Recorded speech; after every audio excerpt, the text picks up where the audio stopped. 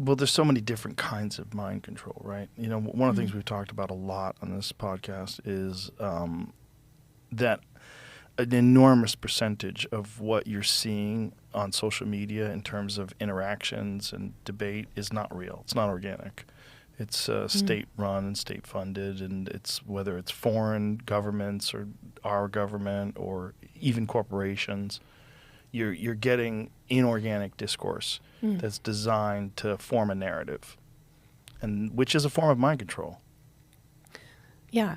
I mean, I think even at a basic level, people, it's known and studies have shown that we respond as if it were organic and real. And, even when somebody likes a post of yours, the response is the same as like in-person interaction. So I think at the root there's a kind of way that on an emotional level, it's not just manipulation of ideas, but there's a kind of emotional engineering that's built into the platforms and doesn't even demand, at first, government involvement. DARPA was involved in the development of the internet and of things like pattern recognition, but the government has funded many studies, but really with what I got interested in social media and how I connect it with the episodes of brainwashing from earlier, or mind control, is that it operates, it creates states of emotional contagion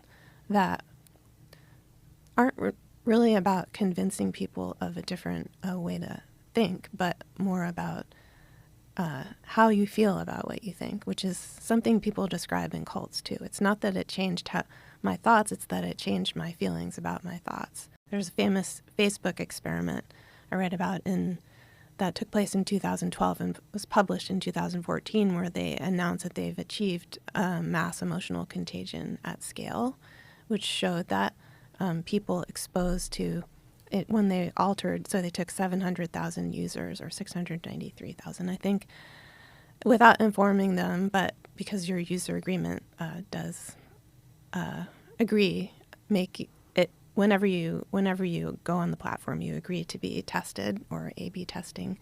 So this experiment exposed a group to their news feed was altered in a negative direction emotionally, as measured by word counting software.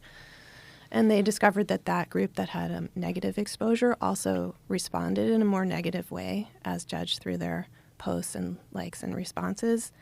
The group that was exposed to a more positive news feed by altering the algorithm then had also a measurably statistically significant effect of more positive emotional response, and the control group was unaltered by this.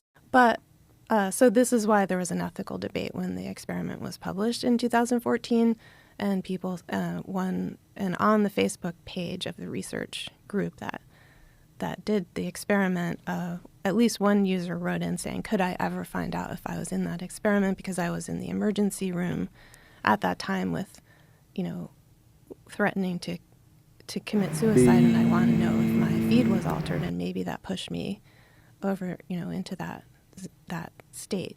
Whoa. And of course they could never know, and it can't be traced backwards. And other people had a similar response. And there was even an investigation by the British government about whether this should be sanctioned, because it affected users internationally. But I don't know what, ultimately there doesn't seem to have been any sanctions that came out of it, and anyone associated with it mostly promoted.